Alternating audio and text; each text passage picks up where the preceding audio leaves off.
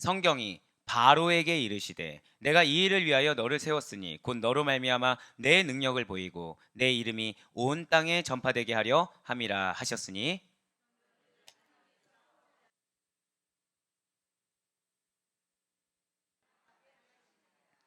혹 내가 내게 말하기를 그러면 하나님이 어찌하여 허물하시느냐 누가 그 뜻을 대적하느냐 하리니,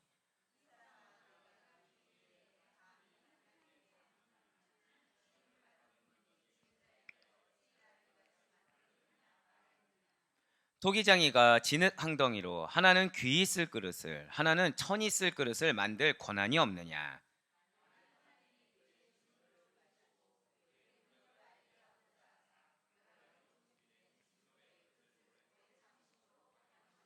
함께요. 또한 영광 받기로 예비하신 바 긍휼의 그릇에 대하여 그 영광의 풍성함을 알게 하고자 하셨을지라도 무슨 말을 하리요? 아멘. 네, 그렇습니다. 오늘은 바로입니다. 우리가 너무나도 잘 알고 있는, 하지만 제대로 알고 있지 못한 바로입니다. 그 이스라엘의 대적자 시리즈의 첫 번째 인물이 바로 바로인 것입니다. 그렇습니다. 이번 주와 다음 주에는 이스라엘의 수많은 대적자들이 있지만 그 중에서 이 두 명의 인물을 중심으로 연속으로 살펴볼 거예요. 타이틀은 무엇입니까? 이스라엘의 대적자라는 말씀으로 사실은 시리즈로 이렇게 하려고 했다가 일단은 두 인물 정도, 왜냐하면 내용이 또 무거워지고 또 너무 방대해져서 여러분들이 받아들이기 용이하지 않을 수도 있기 때문에 일단 이 두 명의 인물로 시리즈로 이렇게 구성을 하려고 합니다. 미리 말씀드리면 오늘은 바로고 다음 주 무엇이겠습니까? 발람이라는 거죠. 다음 주엔 발람입니다. 그 가운데 오늘은 그 첫 번째 시간 이스라엘의 대적자 바로입니다. 자, 그런데 여러분들 그냥 솔직하게 바로 하면 생각나는 성경 본문이 어디입니까? 예, 출애굽기예요. 굉장히 당연하게 출애굽기. 이거는 아마 교회에 다니시는 그 분들 중에 열이면 열, 거의 다 바로 하면 어디가 생각나십니까? 하면 출애굽기가 생각난다라는 거예요. 그런데 하나님께서는 로마서를 묵상하게 하셨다는 것이죠. 아마 저도 이거는 이전에 성경 강의 중에서 로마서와 영성이라는 강의를 하지 않았다면 저도 잘 몰랐을 부분이었기도 할 것입니다. 하지만 오늘 바로에 대한 본문이 출애굽기가 아닌 이 로마서인 이유가 있다라는 거예요. 이 바로야말로 하나님께서 그를 대적하라고 만드신 물건이요 멸하기로 준비된 진노의 그릇이기 때문이라는 것이죠. 자, 먼저 22절 말씀 한번 보도록 하시겠습니다. 22절 말씀 우리 다 같이 읽겠습니다. 시작. 그의 능력을 알게 하고자 하사 멸하기로 준비된 진노의 그릇을 오래 참으심으로 관용하시고. 아멘. 지금 바로 하니까 여러분들 여기서 지금 독특한 단어가 보입니다. 무엇이 보이시나요? 우리가 보통 토기장이 되신 하나님 할 때 우리는 우리를 질그릇으로 비으신다 하는데 지금 그와 흡사하게 바로를 무슨 그릇으로 만드셨다고요? 맞습니다. 진노의 그릇으로 지금 만드셨다는 거예요. 즉 바로는 세상의 왕이 아니라 그저 진노의 그릇에 불과했다라는 것이죠. 분명 바로는 애굽의 왕이었습니다. 세상적으로는 그 위용을 드높이면서 교만할 수밖에 없는 위치였다라는 거예요. 그렇지만 실은 그저 없는 자, 낮은 자를 핍박하고 학대하며 악하게 살아가다가 하나님의 오래 참으신가 그분의 그 관용이 끝나기가 무섭게 멸하게 될 어떤 그릇에 불과하다고요? 진노의 그릇에 불과하다는 거죠. 그런데 상당수의 많은 크리스천들이 이 바로에 대해서 오해하시는 부분들이 있다는 거예요. 우리가 그래서 본문의 내용을 좀 자세하게 살펴보기 이전에 이 바로에 대한 배경 지식 한 가지를 짚고 넘어가지 않는다고 한다면 앞으로 여러분들의 평생의 삶 가운데 이 바로 왕과 관련된 얘기를 들을 때마다 항상 오해하고 왜곡돼서 받아들일 수밖에 없다라는 것이죠. 그래서 이 시간 이 바로에 대한 배경 지식 한 가지를 반드시 먼저 알고 넘어가셔야 된다는 것입니다. 자, 좋습니다. 바로는 어떤 자입니까? 바로는 큰 집 태양이라는 뜻을 갖고 있어요. 바로가 무슨 뜻이라고요? 큰 집 또는 태양입니다. 그리고 바로는 이름이 아니라는 거예요. 아마 아시는 분은 아시겠지만 바로는 애국 왕을 통칭하는 이름이라는 거죠. 그러니까 우리가 뭐 예를 들어 세종대왕이라고 할 때 대왕을 이름을 칭하지 않습니다. 대왕은 그냥 왕을 지칭하는 일반적인 이름을 뜻하는 것처럼 이 바로라는 것은 애국 왕을 통칭하는 칭호라는 거예요. 그렇습니다. 그럼 애국에는 수많은 바로 왕이 있었다라는 것이죠. 그런데 이 수많은 왕들 중에서 자 바로 왕은 이스라엘에게 호의적입니까 적대적입니까? 적대적으로 알고 있지만 사실은 아니라는 거예요. 어떤 왕은 이스라엘에게 호의적이고 어떤 왕들은 이스라엘에게 적대적으로 대하여 학대했다는 것이죠. 목사님 무슨 말씀입니까? 아니 바로 왕 중에 이스라엘에게 호의적인 왕이 있었다니요. 바로 왕 하면 완악함의 대명사, 강팍함의 대명사가 아니겠습니까? 그런데 어떻게 이스라엘에게 하나님에게 호의적인 왕이 있을 수가 있단 말입니까? 라고 질문할 수도 있을 거예요. 네, 맞습니다. 우리가 흔히 자주 보고 있는, 특히 우리 특별 새벽 기도를 통해서 보고 있는 이 이스라엘의 출애굽과 관련해서 자주 마주하게 되는 이 바로 왕은 아주 끔찍하게도 악한 왕이 맞다라는 거예요. 하지만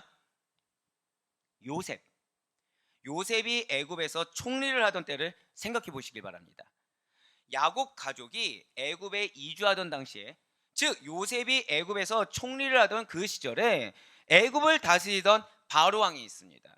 근데 이 이집트 역사를 보시면 그 이집트 역사 중에 유일하게 힉소스 족속이라는 기마 민족이 침범한 때가 있어요. 그래서 그 힉소스 족속이 이 이집트 왕조의 왕을 차지한 적이 있습니다. 그게 바로 이집트 16, 17왕조의 그 중에서 키안이라는 왕이에요. 자, 이제 어느 정도 감이 오시죠?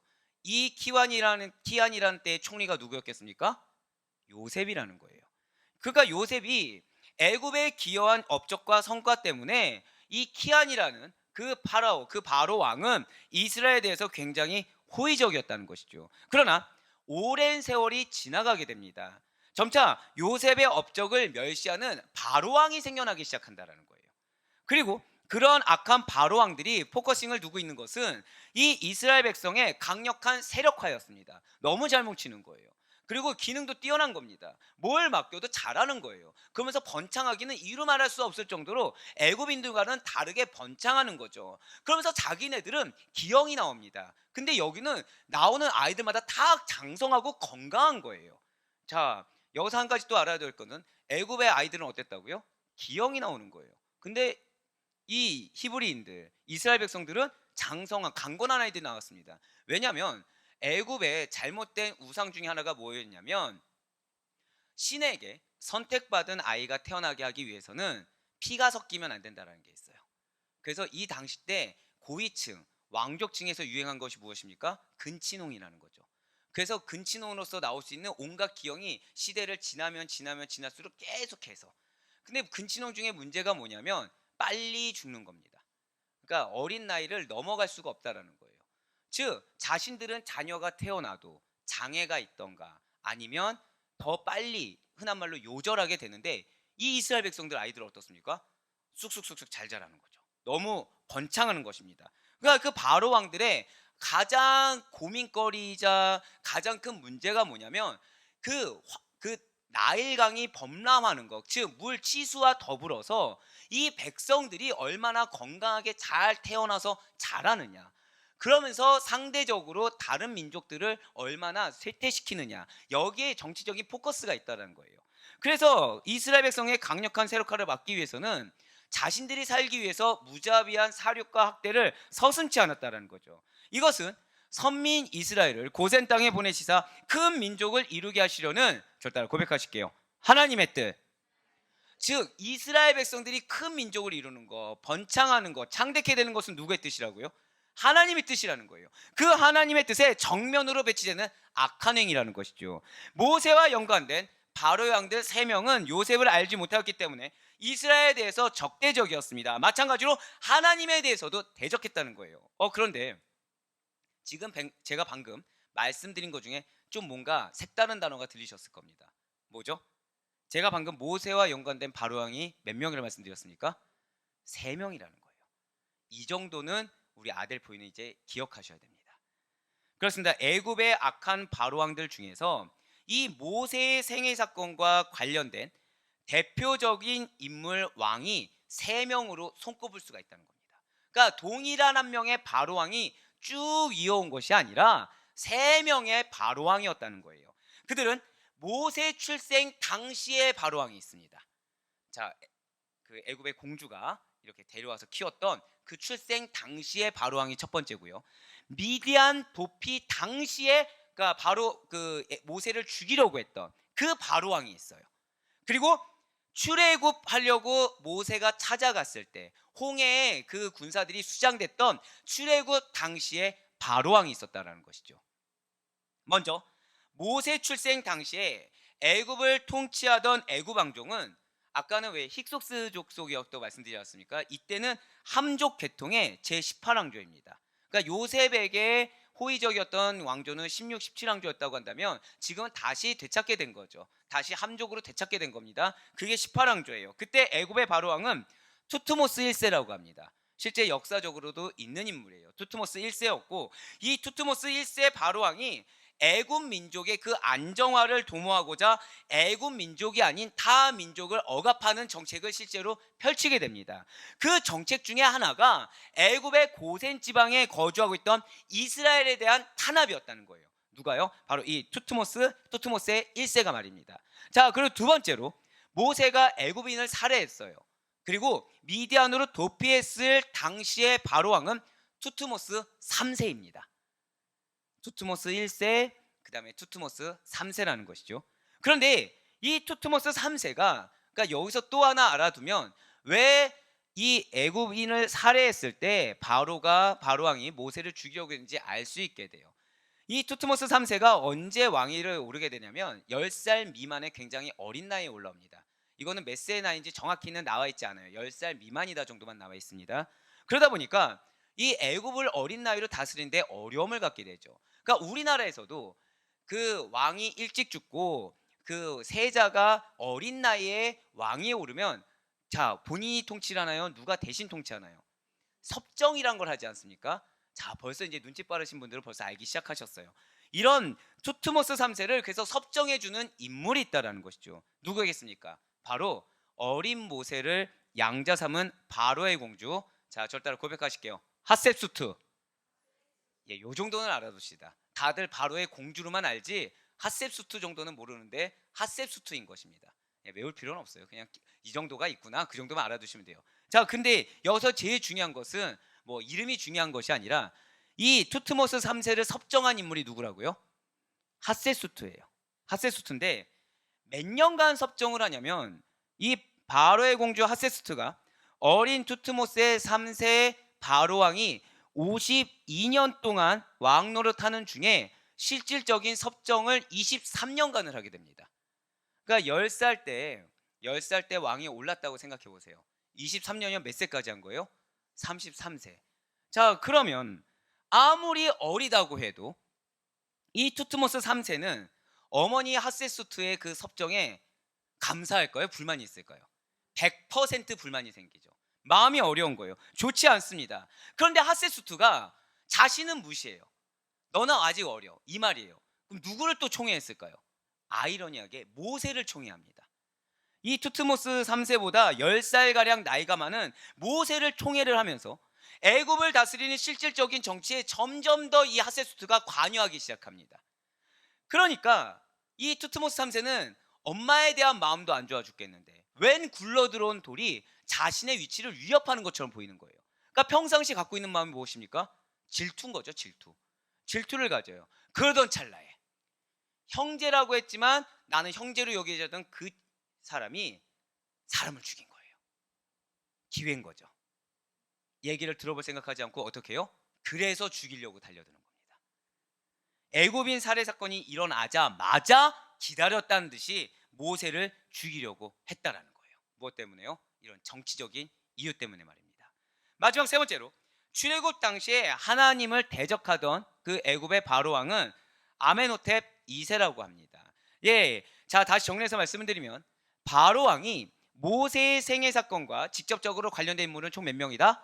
3명이다. 요 정도는 알아두셔야 된다는 거예요. 3명입니다. 모세 출생 당시에 바로, 미디안으로 도피했을 때 바로, 그리고 출애굽 당시에 바로라는 것이죠. 그리고 이 3명이 그 투트모스 1세, 투트모스 3세, 아멘호텝 2세라는 거예요. 그리고 오늘 본문 통해서 알게 될 성경 인물의 바로는, 자, 제가 어느 인물은 설명을 잘 하지 않았지만 어느 인물은 이름만 말하고 넘어갔습니다. 자, 왜인지 아시겠죠? 성경 인물 바로는 이 3명 중에 누구를 염두에 두고서 들으시면 될까요? 아멘호텔 2세를 염두에 두시고 받아들이시면서 이해하시면 좀 더 편하실 것입니다. 자, 이제 본문으로 넘어오도록 할게요. 자, 오늘 본문 로마서 9장 17절의 말씀입니다. 성경이 바로에게 이르시되, 이 바로는 누구라고요? 아멘호텔 2세입니다. 내가 이 일을 위하여 너를 세웠으니 곧 너로 말미암아 내 능력을 보이고 내 이름이 온 땅에 전파되게 하려 함이라 하셨으니. 아멘. 그렇습니다. 지금 이 아멘호텔 2세라는 사람이 왕이 될 수 있었던 거, 바로 왕이라는 칭호를 받을 수 있게 된 것은 결코 자기 자신의 힘이 아니라는 거예요. 하나님께서 세워주셨기 때문에 가능하다는 사실을 이 시간 반드시 기억하시길 바랐습니다. 저 따라 고백하실게요. 나의 나됨은 하나님 덕분입니다. 이거를 기억하셔야 된다는 거예요.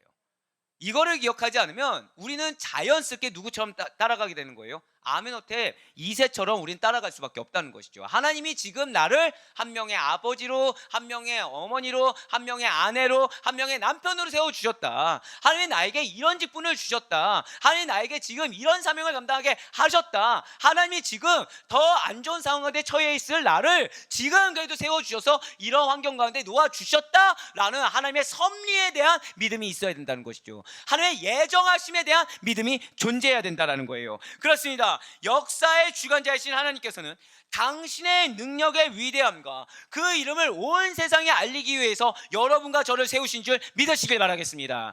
그와 동일하게 그렇게 당신의 능력의 위대함과 하나님의 이름을 온 세상에 드러내게 하기 위해서 이 바로 왕이 애굽 왕이 되도록 아무런 보잘것없고 능력 없고 그 안에 강팍함과 완악함, 질투가 가득한 그러한 왕을 바로 왕이 애굽 왕이 될 수 있도록 역사에 주셨다라는 것이죠. 진실로 하나님께서 바로를 세우신 것은 그가 선하기 때문이 아니에요. 그가 자격이 되기 때문이 아닌 것입니다. 그를 통해 하나님께서 계획하신 목적을 이루시기 위함이라는 거예요. 즉 우리가 어떤 교회든 직장이든 가정이든 봤을 때, 우리의 눈으로 봤을 때 어떻게 저런 삶을 세우지? 라는 의구심이 들 때가 있습니다. 그런데 그런 의구심 자체가 불신앙이라는 거죠. 하나님께서는 당신이 계획하신 우리가 알 수 없는 목적이 있다는 거예요. 더불어서 우리가 알 수 있는 목적은 뭐냐? 하나님께서 그 영혼을 통해 하나님의 능력의 위대함과 하나님의 이름을 세상에 알리기 위한 목적이 있다는 거죠. 거기에 더한 목적을 우리는 알 수가 없다라는 거예요. 그 이후의 결말 역시도 우리가 알 수가 없다라는 것이죠. 무엇이겠습니까? 결론은 누구를 세우셨든지 간에, 저 따라 고백하실게요. 하나님의 능력. 그렇습니다. 하나님의 능력을 명백하게 드러나 보이도록 하기 위해서 세우시는 줄 믿으시길 바라겠습니다. 그렇습니다. 모든 만물의 창조주이시자 절대의 주권자가 되시는 하나님께서는 어떤 사람을 어떤 목적을 위해서 택하시든지 그것은 그분의 권리라는 거예요. 그분은 당신의 권리에 따라 바로를 선택하신 것입니다. 그리고 이거를 위해서 내가 널 선택할 건데 너 할 수 있겠니? 라고 의사를 물으실 필요가 없다는 거예요. 우리는 때로 하나님께서 우리에게 사명을 주실 때가 있습니다. 근데 이 사명이라는 게 내 마음도 좀 잘 준비가 되고 내 환경도 여유가 있어서 여건이 되면 좋지만 대다수는 그렇지 않다는 거예요. 여러분들 잘 기억하시길 바라요. 사명이라는 것은 절 따라 고백하실게요. 신앙의 테스트입니다. 이걸 기억하셔야 돼요. 즉 하나님은 우리에게 사명을 주실 때 그 이후에 상급을 예비해 두십니다. 믿으십니까? 먼저 이거를 기억하셔야 돼요. 사명과 관련된 공식 첫 번째는 사명에는 반드시 상급이 있다. 그런데 이 사명을 감당하기 위해서 하나님이 우리에게 신앙의 테스트를 하는 것은 우리의 눈이 하나님만 보느냐, 우리의 눈이 나를 보느냐, 여기에 신앙의 테스트 첫 번째가 있습니다. 결국 무엇입니까? 내 중심이 어디에 있는지를 지금 테스트하세요. 그런데 여기서 순종한다고 하면서 내 환경과 여건을 봄에도 불구하고 순종한 사람과 이런 거 개의치 않고 주셨으면 이유가 있겠지 하고 맹목적으로 순종하는 자의 받는 상급의 분량이 아예 차이가 크다라는 거죠. 즉 앞서 전자는 순종이란 걸 하긴 합니다. 그런데 이건 순종이라고 할 수 없고 거의 복종 수준이죠. 순종은 기뻐하며 행하는 거예요. 복종은 그냥 행하는 겁니다. 자, 앞에 전자는 내 눈에 환경과 여건을 봤어요. 그런데 그것이 받쳐주지 않음에도 불구하고 나아갑니다. 그럼 그분의 마음 가운데 뭐가 있을까요? 이게 1%가 됐든 10%가 됐든 의라는 게 드러납니다. 내가 어려운 환경 가운데 지금 이렇게 하고 있어. 내가 육신의 연약한 가운데 그래도 이렇게 하고 있어. 라고 합니다. 여기까지 문제가 생길까 안 생길까요? 전혀 생기지 않아요. 그런데 문제는 내가 그렇게 감당하는데 이 결과가 혼자서 하는 거면 괜찮아요. 근데 사명은 보통 혼자서 합니까? 협력입니까? 협력이 많죠. 여기서부터 문제가 생깁니다. 자, 이 마음에 뭐가 있다고 그랬어요? 내가 그럼에도 불구하고 하고 있는데 의가 1%라도 들어가요. 협력을 하는데 앞에 있는 영혼은 그걸 압니까 모릅니까? 전혀 모르죠. 함께 동역하는 개념이니까. 근데 이 앞에 전자의 사람 입에서는 좋은 말이 나가지가 않는 거예요. 알아주길 바라는 거죠. 동역자가 알아주길 바라고 하나님이 알아주길 바라고 저 하나님 이렇게 헌신하고 있습니다. 근데 왜 저 사람 이렇게밖에 못 해주나요? 하나님 내가 이렇게 헌신하는데 왜 결과물은 이렇게밖에 나오지 않나요? 항변을 한다는 거예요.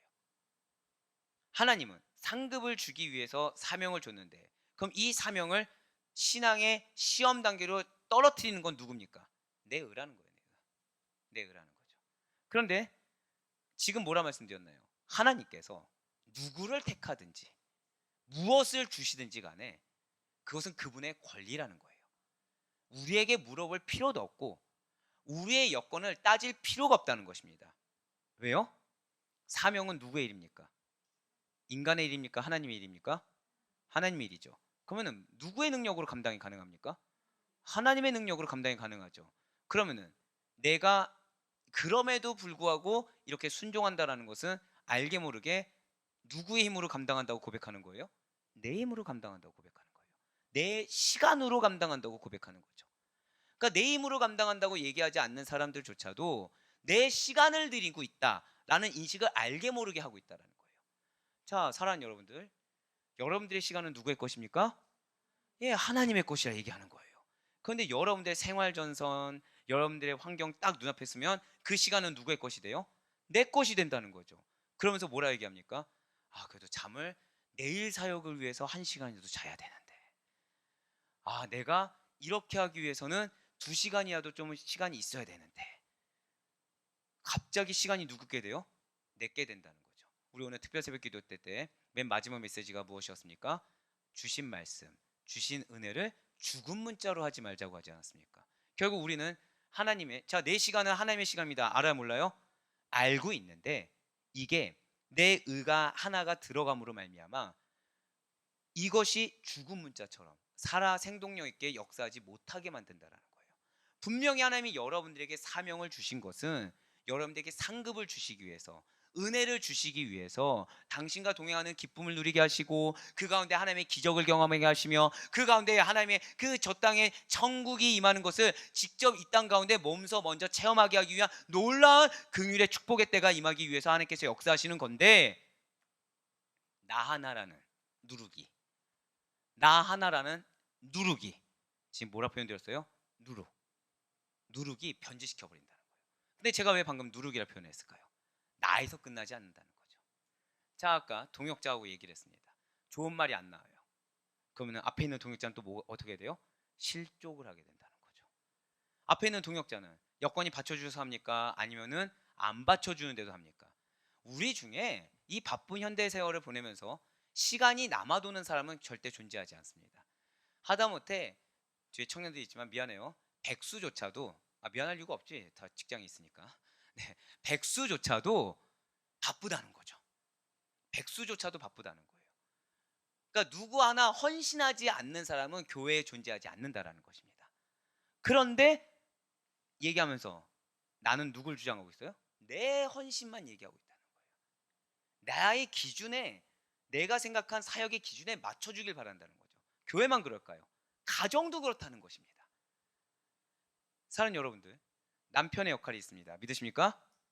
아내의 역할이 있습니다. 믿으십니까? 다 아멘 하시죠. 그런데 여기서 아멘한 사람들의 역할의 차이, 생각의 차이가 존재한다는 거예요. 누군가는 우리 남편은 밖에서 돈만 잘 벌어와도 돼. 누군가는 우리 남편 건강하게만 있어줘도 돼. 누군가는 우리 남편 건강하고 돈 잘 버는 것도 좋지만 가정적이면 돼. 누군가는 저 사람 나 결혼할 때 손에 물 한 방울 안 묻히게 한다고 했는데 나 물 묻히게 하네. 그렇게 웃으시면 본인인 줄 알아요. 그러시면 안 돼요. 네. 우리 교회 성도님들은 상당히 순적해요. 얘기하다가 본인들이 스스로 고백을 해요. 막 예, 저한테는 저예요라고 한 것처럼 네 이렇게 다 고백들을 하십니다. 사람들마다 기준이 같아요, 달라요? 다르다는 거예요. 그러면 그분의 남편들은 또 어떨까요? 남편들은 내 아내는 이해만 해줘도 돼. 또는 내 아내는 밖에서 나의 어깨를 좀 덜어주기 위해서 같이 이렇게 경제활동 해주면 좋겠어. 내 아내는 거기에 더해서 요리도 좀 잘했으면 좋겠어. 내 아내는 나에게 아무 말만 안 해도 좋으니 나에게 자유를 줬으면 좋겠어.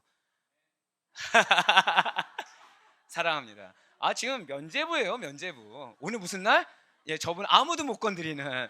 네, 12시가 지날 때까지는 신데렐라의 구두를 신기 전까지는 아무도 못 건드리는. 누군지 모르겠지만 배우자의 긍휼이 있을지어다. 네. 그러니까 우리가 서로가 바라는 게 다르다는 거죠. 서로가 서로 간에 가정에서든 교회에서든 직장에서든 다르다는 거예요. 근데 우리가 여기서 뭘 놓쳤습니까? 가정을 누가 이루게 하셨습니까? 하나님. 교회의 주인은 누구십니까? 하나님. 우리의 사업장의 주인 누구십니까? 하나님. 다 아는데 내가 하나님 저 사람 왜 보내셨어요? 하나님 내 환경 아시잖아요. 어떻게 저런 사람을 어떻게 내가 더 이런 일들을 어느 순간 신본주의가 아니라 이기적인 인본주의로 하나님을 대하면서 하나님께 항변하고 있다는 거예요. 근데 하나님은 당신의 권리에 따라서 바로를 선택하셨고 당신의 권리에 따라서 우리를 선택하셨으며 이것을 위해서 그 누구의 의사도 물으실 필요가 없으신 분이고 우리는 절 따라 고백하실게요. 택함 받은 사실에 감사할 뿐이다. 이것만 기억하면 되는 건데 그렇게 감사로 열심을 다하는 자에게 하나님이 능력 주시고 은혜 주시고 예배하신 상급을 맛보게 하시고 예배하신 상급이라는 것도 내가 기대한 거 이상으로 보여주신 그 충만한 희락 가운데 거하게 하실 건데 내가 묻고 있다는 거죠. 내가 항변하고 있다는 거죠. 근데 그 항변을 우리는 항변이라고 인정합니까 안 합니까? 못하고 있다라는 거예요. 의뢰 하나님은 나의 친구라고 하니까 하나님하고 대화라고 기도가 대화라고 하나님을 딱 낮춰버리는 거죠. 하나님에게 있어서 나는 사실 사랑받는 자녀라고 하지만 하나님이 나를 신경 쓸 이유 있습니까 없습니까? 전혀 없다는 거예요. 나 아니어도 대체할 사람들이 많다는 거죠. 그럼에도 불구하고 사랑하셔서 날 택해 주셨는데 그 사랑을 왜곡시키는 겁니다. 무엇으로요? 내 감정의 충족, 내 현실의 충족, 이걸 하나님을 평가 절하를 해버린다는 거예요. 하나님의 주권에 따라 택하시고 그에 따라 사용하시면 되는 건데 그 주권에 내가 숟가락을 얹으려고 한다는 거죠. 이어서 18절 말씀도 한번 보시길 바라요. 오늘 보면 18절 말씀입니다. 그런즉 하나님께서 하고자 하시는 자를 긍휼히 여기시고 하고자 하시는 자를 완악하게 하시느니라. 아멘. 엄청 무서운 말씀이죠. 진실로 하나님께서는 언제든지 하나님 자신의 의지에 따라서 어떤 사람은 좀 불쌍히 여겨주셔서 구원받을 자로 선택하기도 하시고 어떤 사람은 강팍하게 하셔서 유기하기도 하신다는 거예요. 완악하게 하신다는 거, 강팍하게 하신다는 것이 무엇이겠습니까? 사랑하는 여러분들 잘 들으셔야 돼요. 죄인을 그냥 그 사람이 원하는 대로 하도록 내버려 두시며 여기서 끝나지 않아요. 인간적으로는 여기까지가 유기의 끝이라고 하면 사실 마음이 좀 편해집니다. 근데 여기가 끝이 아니에요. 그 악한 성품이 충분히 드러날 수 있는 환경에 그대로 방치하신다는 거예요. 다시 말씀드릴게요. 완악하게 하신다는 거, 강팍하게 하신다, 유기하신다는 뜻이 무엇이냐면 죄인을 그가 원하는 대로 하도록 내버려 두시면서 그 악한 성품이 충분히 드러날 수 있는 환경에 그대로 방치한다는 거예요. 그럼 그 결과가 무엇이겠습니까? 수치당한다는 거죠. 수치당한다는 거예요. 자신의 악함이 드러나서 얼굴조차 못 들고 다니고 결국에는 그로 인해서 멸망의 길로 가는 걸 모든 사람들이 목도하게끔 놔두시겠다는 거예요. 사랑하는 여러분들, 자녀 훈육 왜 하십니까? 사랑하니까 하죠. 잘못된 걸 아니까 근데 그거 지금 굳이 그렇게 혼내지 않아도 되지 않습니까? 라고 하면 뭐라고 말씀드려요? 다들 지금 혼내지 않으면 이것이 나쁜 버릇이 들어서 나중에 더 큰 잘못을 저지릅니다라고 얘기하지 않나요? 즉 하나님께서 우리를 내버려 두지 않는 거, 우리를 질책하고 징계하시는 것은 더 큰 리스크를 갖고 오기 전에 사전에 차단해 주시는 건데 그걸 안 하신다는 거예요. 뻔히 더 큰 잘못과 더 큰 리스크를 가져올 걸 알면서 내버려 두신다는 거죠. 그러면서 내버려 두신 게 무엇이라고요? 악함이 그냥 그대로 드러나게. 모든 사람이 그 악함을 알아서 버리게. 그리고 그 악함에 따른 결과를 오롯이 본인이 책임질 수밖에 없게끔 계속 놔둔다는 거예요. 이러한 역사적인 선례가 바로 이스라엘 출애굽 당시에 애굽 왕 바로에게서 찾을 수가 있다는 것입니다. 그러니까 모세가 만난 세 명의 왕이 있어요. 세 명의 왕마다 이러한 차이가 있습니다. 신학적인 차이. 그 중에 이러한 유기하심의 선례가 누구에게 있다고요? 출애굽 당시에 바로 왕. 그러니까 이 세 가지를 다 다룰 수가 없기 때문에 너무 방대해서 이 세 번째 부분을 지금 다루고 있는 것입니다. 출애굽 당시 하나님을 대적했던 애굽 왕 바로는 앞서 말씀드린 대로 아멘호텝 2세입니다. 아멘호텝 2세는 모세가 애굽인을 살해하고 미디안으로 도피했을 당시에 바로 왕이었던 이 투트모스 3세의 아들입니다. 아들로 아주 완악하고 아주 강팍한 인물의 대표격이에요. 그러니까 역사학적으로도 굉장히 좋게 말하면 강하고 나쁘게 말하면 완악하고 강팍하면 독불장군이었던 그러한 인물이라는 거죠. 무소불위의 권력이었습니다. 그리고 영토 확장을 하고 그로 인한 부유함으로 인해서 이 교만함의 극치를 보였던, 그러니까 수많은 애굽 바로 왕 중에서도 이게 손에 손꼽을 정도의 교만함의 극치를 보였던 인물이 바로 이 아멘호텝이었다는 것이죠.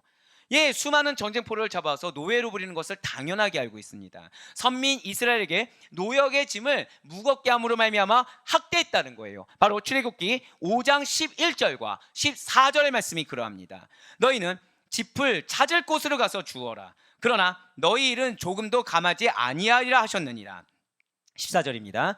바로의 감독들이 자기들이 세운 바 이스라엘 자손의 기록원들을 때리며 이르되 너희가 어찌하여 어제와 오늘에 만드는 벽돌의 수요를 전과 같이 채우지 아니하였느냐 하리라. 아멘. 지금 11절을 보시면 뭐라고 나와 있습니까? 너희 일을 조금도 감하지 아니하리라 라고 나와 있어요. 우리는 특별 새벽 기도를 통해서 이게 불가능한 거, 그리고 이게 죽이려는 의도를 가졌다는 명령인 거 우리 너무나도 잘 알고 있습니다. 그러면서 14절에 지금 또 뭐라고 하고 있나요? 바로의 감독들이 이스라엘 백성들이 만들어야 할 벽돌의 수를 채우지 않았다면서 이스라엘 자손의 기록원들을 때리고 학대하는 것을 볼 수가 있다라는 것이죠. 이와 동일한 일이 우리 일제치하에 있었다는 거예요.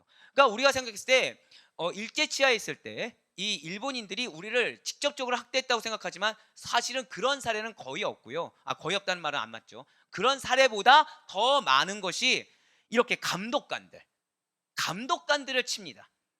매몰차게 칩니다. 독에 박칠 정도로, 자기 민족을 버릴 정도로. 악함은 고대나 현대나 이어진다는 거예요. 누가 가르쳐줘서 하는 게 아니라 본능적으로 악함이 드러난다는 거죠. 진실로 바로 왕은 이스라엘 백성들의 자유를 제한하고 그 힘을 약화시키려고 쉴 틈 없이 과도한 노동을 시켰습니다. 민족성을 상실시키는 거예요. 그리고 일부러 죽어나가게 한다는 거죠. 세력의 강대함을 없애면서 동시에 뭐를 채우고 있어요? 자신의 유익. 그러니까 없애는 걸로 끝나지 않고 거기에 내 유익까지 채우는 일석이조를 노린다는 거예요. 그는 모세와 아론이 하나님의 출애굽 계획을 전한 후에 더욱더 가혹하게 이스라엘을 학대하였습니다. 그렇습니다. 당시의 바로왕이 누구였다고요? 아멘호텝 2세야말로 불의한 독재자였던 것입니다. 그는 하나님을 외면했어요. 자, 불의한 독재자의 첫 번째가 무엇이라고요? 하나님을 외면했습니다. 그는 자신의 정치의 기반을 인본주의 철학으로 삼았기 때문에 실제로 백성들의 이 몸, 백성들의 삶을 하나의 자원으로만 여기는 경향이 있었어요. 이거는 근데 정말 신기한 것은 피브리인들에게만 그런 것이 아니라 애굽인들에게조차 하나의 재산으로 여겼어요. 하지만 여러분들, 우리의 왕 대신 예수 그리스도를 한번 생각해 보시길 바랍니다. 그분께서는 자신을 위한 것이 아니라 양에게 생명을 주시기 위해서 자신의 생명을 십자가에 못 박아 죽으셨습니다. 믿으십니까? 자신을 위한 게 아니라 우리를 위해서였다는 거예요. 화목제물이 되시사 하나님께 하나밖에 없는 당신의 생명을 드렸고 양들을 섬겨 주셨다는 것이죠. 사랑하는 우리 아르포기 성도 여러분들, 만약에 여기 계신 성도님들, 그리고 영상을 통해 보시는 성도님들 중에서 자녀 중에 미래의 우리 사회를 이끄는 어떤 지도자가 되는 비전을 받았다. 그러니까 이게 뭐 단순히 정치에 입문하는 것이 아니라 그냥 어떤 사회복지가 됐든 선생님이 되었든 그 어디서든 내가 한 분야에 일에 그 획을 그어서 넘어서 지도자가 되고 싶은 그러한 꿈과 비전이 있다고 한다면 반드시 이 말씀을 꼭 기억하고 전해주시길 바래요. 어떤 말씀이냐면, 사회 지도자를 꿈꾸는 성도들은 내가 영적 리더다, 사회의 리더라는 자각이 있고 그렇게 되길 원하는 성도들은 반드시 저 따라 고백하실게요. 오직 그리스도의 정치 철학, 그렇습니다. 오직 그리스도의 정치 철학을 본받아야 된다는 사실을 반드시 알려주시고 여러분들도 기억하시길 바랍니다. 여러분들, 하나님께서 우리 사랑하는 아델포이교회 성도님들에게 주신 여러 가지 비전 중에 하나가 무엇입니까? 저 따라 고백하실게요. 나는 영적 대표격입니다. 믿으십니까? 우리는 영적 대표격이고 우리 영적 리더예요. 우리는 반드시 그건 무엇을 본받아야 되는 것입니까? 그리스도의 정치 철학을 본받을 수 있어야 된다는 거죠.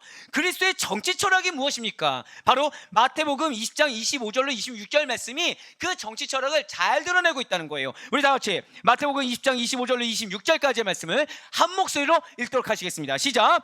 예수께서 제자들을 불러다가 이르시되 이방인의 집권자들이 그들을 임의로 주관하고 그 고관들이 그들에게 권세를 부리는 줄을 너희가 알거니와 너희 중에는 그렇지 않아야 하나니 너희 중에 누구든지 크고자 하는 자는 너희를 섬기는 자가 되고. 아멘.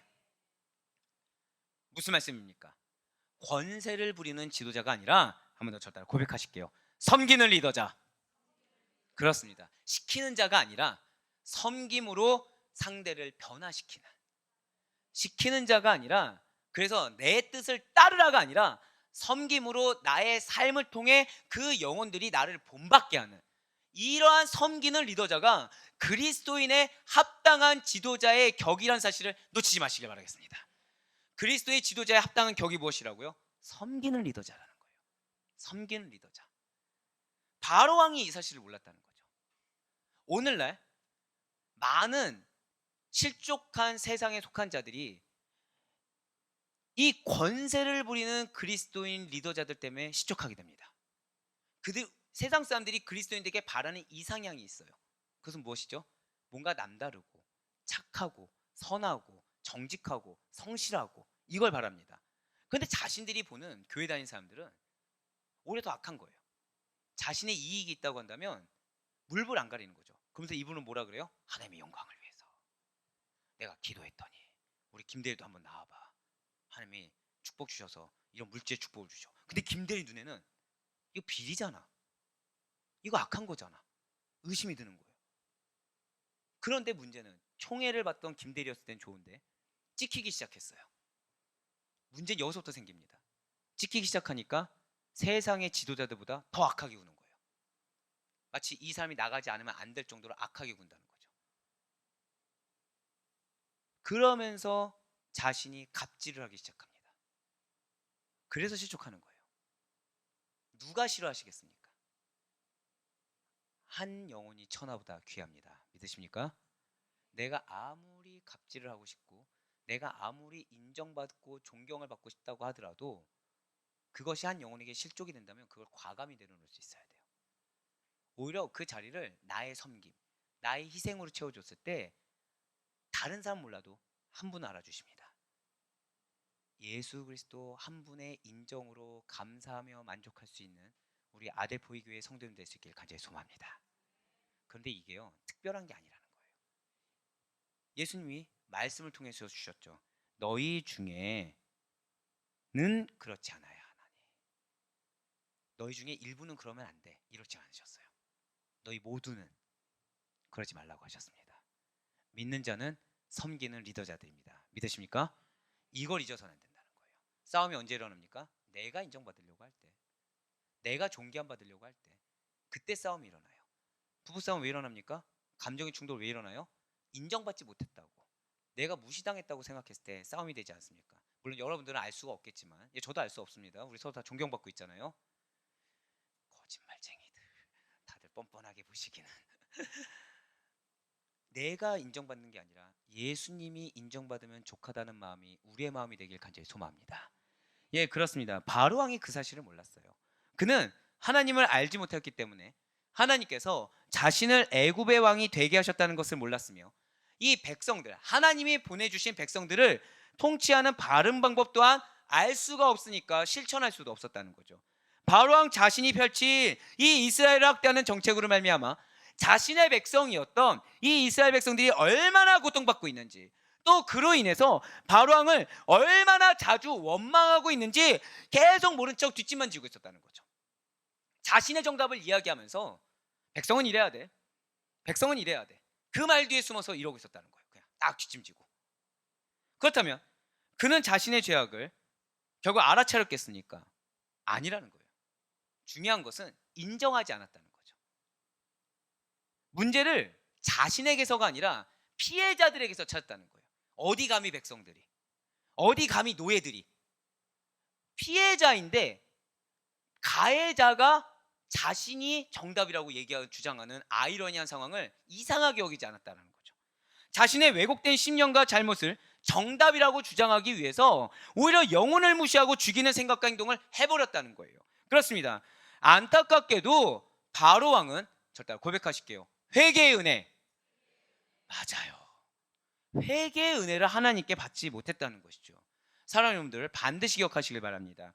회개는 하나님께서 당신의 사랑하는 자녀들에게 주시는 은혜의 선물인 줄 믿으시길 바랍니다. 하지만 바로 왕은 그 회개의 선물을 받지 못한 불운했던 왕이에요.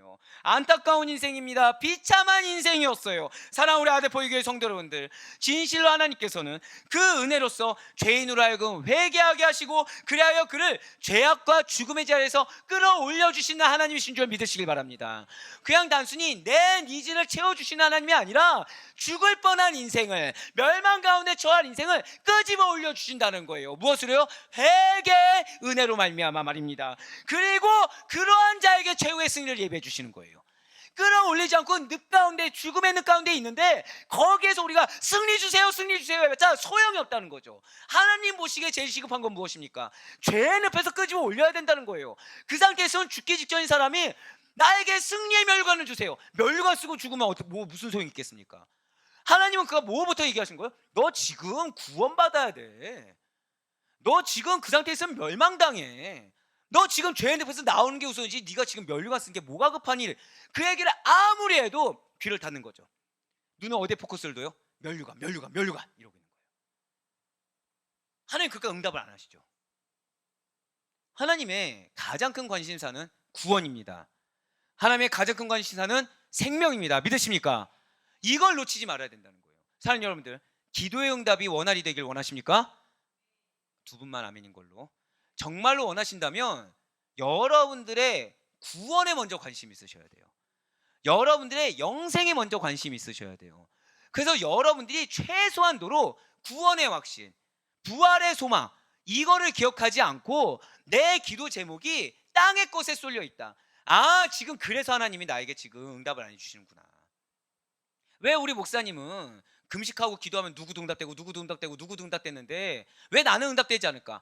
아, 차이가 여기였구나. 그 응답되신 분은 육신이 됐든 물질이 됐든 초월하신 분이고 믿음으로 말미암아 초월하신 분이고, 나는 이 매여있는 부분 때문에 이거 해결하라고, 이거 어렵더라도 불가능한 거 아니니까 이거 해결하라고 지금 이 문제거리 계속 터지게 하시는구나. 그런 영적 분별력이 우리의 것이 되길 간절히 소망합니다. 우리가 응답받기 원하면 뭐에 관심을 가지라고요? 예수 그리스도 아니에요. 죄송하지만 여러분 중에 예수 그리스도께 관심 없는 분이 어디 있겠습니까? 이 자리에 나와서 뜨겁게 부르짖을 정도, 특히 우리 이 부흥에 비슷한 우리 금철에 나올 정도라고 한다면 여러분들은 정말 다 하나님께, 예수님께 관심 있으신 분이에요. 그런데 중요한 것은 정말 부활에 관심 있으십니까? 아멘이 안 났어요. 정상인데 지금. 정말 구원에 관심 있으십니까? 정말 영생에 관심 있으십니까? 그 아멘이 실제가 되길 간절히 소망합니다. 그때 응답이 되는 거예요. 그때 하나님이 나에게 뭘 원하시는지 분별이 된다는 거죠. 먼저 분별이 되니까 하나님이 원하시는 기도를 하겠죠. 하나님 원하시는 기도대로 하나님 원하시는 대로 나아가니까 무엇을 덧입습니까? 저 따라 고백하실게요. 나는 긍휼하심을 입습니다. 맞아요. 그러니까 내가 이뻐서 이게 정말 하나님의 사역이 필요해서가 아니라 나를 불쌍히 여겨 주시사 나로 하여금 이 땅 가운데 실족하지 말라고 응답을 주시는 거예요. 왜 우리가 그런 걸 보지 않습니까? 초신자들일수록, 새 가족일수록 하나님의 역사가 극명합니다. 진짜. 왠지 아십니까? 그들은 신앙이 너무나도 연약한 거예요. 하나님이 보여줘야 믿는 거죠. 근데 여러분들은 신앙이 연약하신 분이 아니라는 거예요. 능히 딱딱한 걸 먹을 수 있는 분들이라는 거죠. 그러니까 보지 않고도 믿을 믿음이 여러분들에게 요구해지는 것입니다. 근데 그거를 나는 응답이 안 된다라고 초신자와 같은 말을 한다고 한다면 누가 슬퍼하시겠습니까? 하나님이 슬퍼하시죠. 자, 지금 방금 초신자들도 초신자들이나 해야 할 말들을 우리 입으로 나오면 하나님은 그러면 우리의 신앙을 어느 수준으로 보실까요? 초신자 수준으로 보신다는 거예요. 그럼 하나님 보시기에 우리의 가장 시급한 문제는 무엇입니까? 믿음이 장성한 분량까지 다시 올라가는 거. 이게 중요한 거지. 이 믿음이 올라가는 데 있어서 왜곡된 믿음을 가질 만한 물질, 관계, 건강, 이게 급하지 않다는 거죠. 이게. 사랑하는 여러분들, 다시 말씀드립니다. 정말 응답되길 원하신다고 한다면 본질을 놓치지 마세요. 하나님이 나에게 뭘 바라시는지 정도는 내가 확신을 가진 상태에서 기도할 수 있어야 됩니다. 그렇지 않으면 바로 처음 된다는 거예요. 지금 자신의 죄악을 인정하지 않았어요. 내 심령과 잘못이 정답으로 잘못 알고서 오히려 영혼을 무시하고 죽이는 생각, 죽이는 행동을 하는데 자신이 압니까 모릅니까? 전혀 몰랐다는 거예요. 그것이 자신의 영혼과 나에게 맡겨진 영혼들을 얼마나 피폐하게 하는지 전혀 바로왕은 몰랐다는 거죠. 예, 그래서 회개의 은혜를 받지 못했다고 스스로 증명한 것입니다. 사랑하는 우리 아대표교회 성도 여러분들, 진실로 하나님께서는 그 은혜로서 말씀드렸던 대로 죄인으로 하여금 회개를 하게 하신다는 사실을 기억하시길 바랍니다. 은혜로 내가 뭐 상급받아서 물질이 채워지고 이 이전에 우리의 영혼이 먼저 소생케 될 수 있도록 회개의 은혜를 먼저 주시는 사실을 반드시 기억하시길 바랍니다. 하지만 중요한 것은 그러한 은혜를 모든 자들에게 베푸시는 것이 아니라는 거예요. 어떤 자들은 자기 감정으로, 자기의 악함으로 인해서 멸망받도록 본래의 그 강팍하고 완악한 대로 그냥 내버려 두신다라는 것이죠. 진실로 하나님의 은혜가 없다고 한다면 예수님을 믿는 이 믿음을 가질 수가 없다는 사실을 잊지 마시길 바라겠습니다. 우리는 은혜로 말미암아 믿게 된 것이지 내가 원래 믿을 만한 자격이 있어서 믿는 존재들이 아니라는 거예요.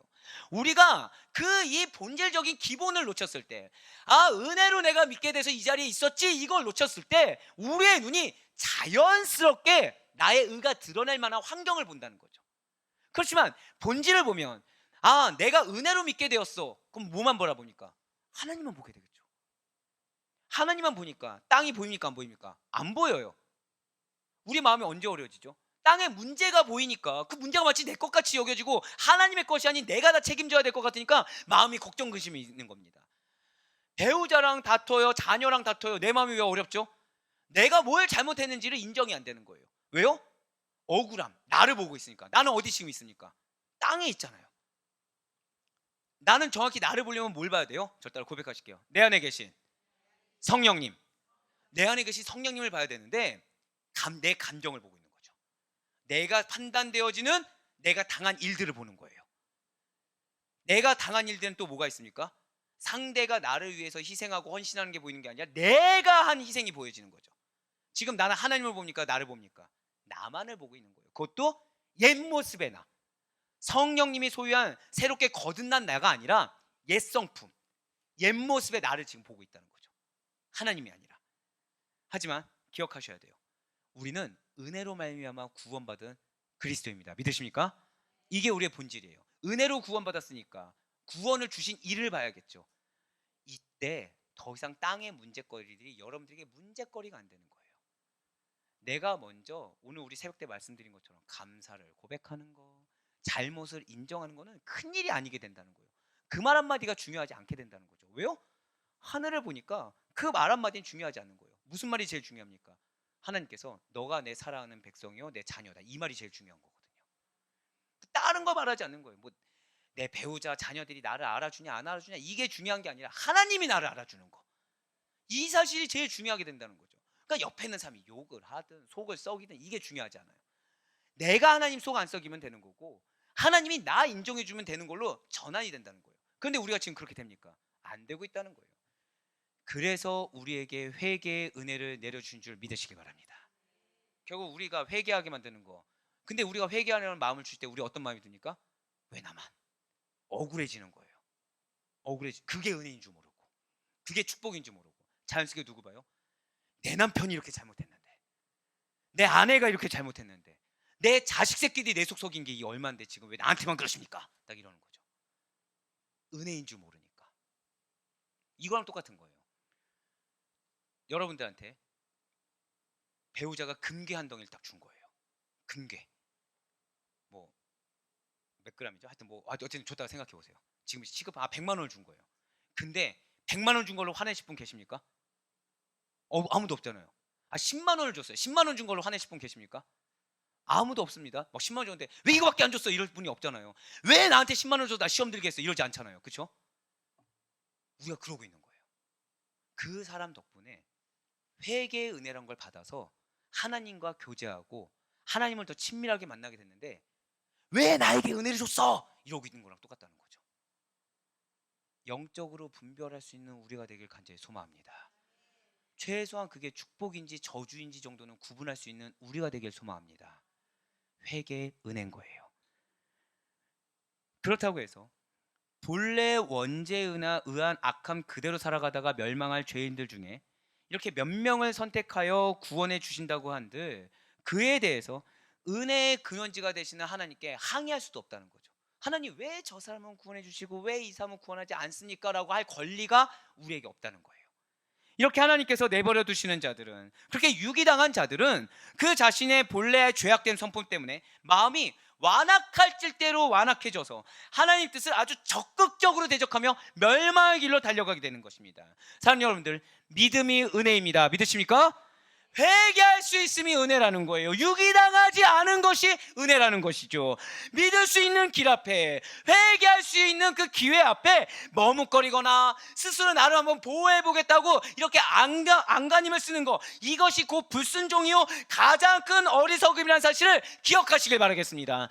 오늘 본문의 바로왕을 한번 보시길 바라요. 분명 바로왕은 선민 이스라엘을 노예에서 해방시켜주려는 하나님의 명령을 모세를 통해서 들었습니다. 자, 누구의 명령이에요? 하나님의 명령을 들었다는 거죠. 즉 말씀을 들었다는 거예요. 지금 바로왕에게 말씀이 없었던 것이 아니라는 거죠. 그 말씀이 내가 좋아하는 말씀이냐 내가 싫어하는 말씀이냐는 중요하지 않다라는 거예요. 그 말씀이 내가 원하던 응답이냐 내가 원하지 않던 응답이냐는 것은 중요하지 않다라는 것이죠. 중요한 것은 무엇입니까? 창조주 되시고 섭리자 되시며 전지전능한 하나님께서 여러분들에게 말씀을 내려주셨습니다. 이게 중요한 거예요. 이게 나한테 안 내려주셔도 항변 한마디 할 수 없는 우리에게 말씀을 주셨다는 거죠. 이거만한 축복이 어디 있겠습니까? 사는 여러분들, 말씀을 연구하는데 굉장히 고생하는 거 알고 계시죠? 그런데 제가 여기서 갑자기 하나님 이 말씀만 주시면 되는데 왜 나한테 5가지를 더 주십니까? 항변하면 저한테 뭐라고 하시겠어요? 우리 목사님 죄송해요, 미친 거 아니야? 말씀을 주면 축복인데 왜 좋게 말씀하셔? 그렇게 생각 안 드시겠습니까? 근데 제가 여러분들한테 아니요 근데 제가 이 말씀은 너무 좋아하는 말씀인데 이 말씀은 너무 거북해요, 이 말씀 받기 싫어요. 그럼 뭐라고 하시겠습니까? 우리 목사님 변했구나 이렇게 생각 안 드시겠습니까? 사랑하는 여러분들, 중요한 것은 말씀이 내려졌다는 게 중요한 것이지 이 말씀의 선과 악을 판단할 권한이 우리에게 없습니다. 이 말씀을 내가 행해도 되냐 행하지 않아야 되냐는 판단할 권한이 우리에게 없다는 거예요. 중요한 것은 말씀이 내려졌다는 뜻이 무엇이냐면 저를 따라 고백하실게요. 기회가 주어졌습니다. 그거예요. 그거. 여기까지 우리가 전진을 못 시킨다는 거죠. 나에게 말씀을 내려주셨다는 것은 기회를 주셨다는 거예요. 그것이 회개의 기회가 됐든 뭐 부흥의 기회가 되었든 승리의 기회가 됐든 다시 돌이킴의 기회가 되었든 말씀을 주셨다는 것은 그 어떤 모양이든 나의 인생에 가장 선하고 합당한 기회가 주어졌다는 것이죠. 그런데 바로왕이 단번에 거역했다는 겁니다. 그러면서 하나님께 계속 대적하죠. 하나님의 명령이 주어졌는데 내가 원하는 명령이 아니었다는 거예요. 내가 생각지도 않았던 명령이라는 거예요. 그러니까 거역을 했어요. 당연하게. 왜? 나는 그럴 생각이 없었거든요. 나는 생각해 본 적도 없었거든요. 내 거를 내가 왜 포기해? 그거 하나님 말씀 아니잖아. 하나님 말씀 그럴 리가 없어. 안 돼. 나가지 마. 대적했어요. 그러다가 결국 10가지 재앙이라는 비극을 경험한 것입니다. 하나님 말씀 줬는데 내 지식에서 판단했어요. 하나님 말씀 주셨는데 내 탐심에서 판단을 했어요. 그렇다면 바로왕은 본인이 하나님을 대적한 것이라고 알 수 있었겠습니까? 아니에요. 아니라는 거예요. 그는 그저 애굽 백성들을 보호하기 위함이었다고 생각합니다. 그는 그저 손해보기 싫었어요. 그는 그저 인정하기 싫어서 항변했어요. 그는 그저 기존에 이스라엘 백성들이 노예인 그 당연한 삶을 그냥 그대로 유지하기로 한 것뿐이라는 거죠. 그러니까 그대로 유지하는 거를 대적했다고 여길 수가 있겠습니까? 아니라는 거예요. 하지만 여러분들 반드시 기억하시기 바랍니다. 말씀이 주어졌는데 주어진 말씀을 그대로 절 따라 고백하실게요. 아멘. 예, 아멘으로 받아들이지 않는 거, 그것이 바로 하나님께 대한 불순종이요 대적행위라는 것입니다. 하나님이 여러분들에게 변화를 주길 원하시는데 내 익숙함이, 우리가 수요 은혜 예배에서 계속 듣는 것처럼 나의 익숙함, 알게 모르게 율법주의를 대적하지 못해서 나오는 나의 익숙함이 기존의 것만이라도 유지하려고 하는 그 작은 행위, 이게 대적이라는 거예요. 이게 불순종이라는 거죠. 그래서 그는 결국 멸하기로 준비된 진노의 그릇의 삶을 살았습니다. 지금 바로왕에게 기회가 있었어요, 없었어요? 기회가 있었다는 거예요. 하나님이 기회를 주셨다는 거죠. 그렇지만 자신이 진노의 그릇의 삶을 살기로 선택한 것입니다. 바로는 이처럼 스스로를 속였어요. 이스라엘 백성을 속였습니다. 궁극적으로 하나님을 속였어요. 말 그대로, 자, 절 따라 기억하시며 고백하시겠습니다. 기만하는 삶, 이거 반드시 기억하셔야 돼요. 바로왕, 그것도 출애굽 당시에 바로왕 아멘호테 2세는 어떤 삶을 살았다고요? 기만하는 삶, 기만하는 인생을 살아가다 간 자입니다. 그렇습니다. 그는 모든 것을 기만했어요. 한번 출애굽기 9장 27절과 28절 말씀을 보시길 바라요. 바로가 사람을 보내어 모세와 아론을 불러 그들에게 이르되 이번은 내가 범죄하였노라. 여호와는 의로우시고 나와 나의 백성은 악하도다. 여호와께 구하여 이 우레소리와 우악을 그만 그치게 하라. 내가 너희를 보내리니 너희가 다시는 머물지 아니하리라. 아멘. 분명 바로왕은 여러분들도 잘 아시는 것처럼 이 출애굽의 열재앙을 당한 자입니다. 그 중에 출애굽기 9장 27절이 바로 우박재앙을 겪은 다음에 다급해진 바로의 응답이라는 거죠. 자, 뭐라고 지금 응답했습니까? 이번은 내가 범죄하였노라. 자, 지금 스크린에 보시는 것처럼 이러한 고백, 지금 마치 우리가 자칫 잘못하면 현혹될 수가 있는 게, 바로가 자신의 범죄를 인정하고 내가 추구하고 있던 정당성을 철회하는 것처럼 지금 보여집니다. 그럴듯한 고백 같아요. 회개한 것 같습니다. 하지만 진정성이 담긴 고백은 아니라는 거예요. 두 가지 이유인데, 첫 번째는 이번은 내가 범죄하였노라. 자, 이전 거 인정했어요, 안 했어요? 이전 거 인정하지 않았어요. 이번만큼은 내가 인정하겠다예요. 하나님이 말씀하신 건 열장 통틀어서 그 이전의 삶까지도 통틀어서 회개하기를 원하시는데, 이번만큼은 내가 도저히 감당이 안 되니까 이번만큼은 인정하겠습니다. 열을 회개해야 되는데 하나 회개했어요. 이거 회개입니까, 아닙니까? 아니라는 거예요. 아니라는 거예요. 두 번째는 뭔가, 그 이후에 보면 나와 나의 백성은 악하도다 라고 말하는 바로의 모습이 있다는 거죠. 즉 뭡니까? 잘못 누가 했나요? 잘못 자신이 했어요. 지금 애굽의 백성들이 모세가 선포한 내용을 알고 있습니까? 모르고 있습니까? 모르고 있어요. 이 말씀은 하나님이 누가 듣게 하셨나요? 바로왕이 듣게 하셨습니다. 근데 지금 바로왕 뭐라고 얘기하고 있어요? 내가 악했습니다가 아니라 나와 나의 백성이 악합니다. 즉 잘못은 자신이 해놓고 자신의 백성들까지 같이 죄에 동조한 것처럼 악한 백성들이라고 매도하는 모습을 보이고 있다는 것이죠. 지금 바로왕은 자신의 죄를 타인에게 전가시켜서 자신의 죄를 좀 모면하고 희석시키려는 불의한 행동을 지금 하고 있는 것입니다. 지금 분명 바로왕은 모세에게 제발 재앙이 그치게 해달라고 빌고 있어요. 근데 그 비는 와중에도 자신의 이 명분, 자신의 의를 챙기고 있다는 거죠. 나만 악한 거 아니야. 이전 거는 그렇게 크게 잘못한 거 아니야. 이번 것만 잘못한 거야. 그 나만 악해? 내 백성들도 같이 악해. 근데 왜 나한테 그래? 책임감이 있어요, 없어요? 책임감도 없어요. 영적 책임감도 없고 지도자로서의 책임감도 없어요. 남 탓. 그러고서 재앙이 끝나니까 어떻게 됩니까? 즉시로 또 돌변해버려요. 언제 그랬냐는 듯이 다시 악해져 버렸다는 것이죠. 회개한다고 했습니다. 하지만 그 불편한 순간만을 모면하려고 한 거짓말이었다는 것을 스스로가 마치 증명이라도 하듯이 다시 이전의 마음 상태와 다시 이전의 삶으로 돌이키고 있다는 거예요. 그렇습니다. 바로왕은 9차례에 걸쳐서 일어난 재앙에도 불구하고 여전히 거짓말을 합니다. 여전히 하나님을 좀 속여보려고 이 말맨마디로 교묘하게 화술로 감춰버려 그 삶을 일관해요. 완악한 마음을 버리지 않았다라는 거죠. 이러한 바로왕의 기만이라는 것이 인간의 교만과 탐욕의 그치를 보여주는 사건이라는 거예요. 사는 여러분들, 회개한다고 할 때 그래도 저는이라는 어떠한 핑계를 대지 마시길 바랍니다. 그것이 무엇이에요? 기만이에요. 기만. 하나님은 우리의 모든 걸 아십니다. 믿으십니까? 아시는 하나님 앞에서 내가 나 한번 좀 감춰보겠다고, 내가 나 한번 좀 그래도 부끄럽지 않아 보겠다고, 자존심 안 상하겠다고 다른 누군가를 끌어들이는 거, 누구랑 똑같아요? 바로왕과 똑같기 때문에 그것을 하나님은 기만으로 여기신다는 거예요. 이러한 기만하는 모습이 우리에게 없을 수 있길 간절히 소망합니다. 사랑하는 우리 성도 여러분들, 다가오는 하나님의 심판 섭리에 무지한 사람들은 끝까지 이 바로왕과 같이 거짓, 기만, 탐욕으로 그 삶을 보낸다는 사실을 잊지 마시길 바라요. 또한 진정한 신앙이 결여된 사람들은 하나님의 구속 섭리에 협조자가 될 수가 없다는 것이죠.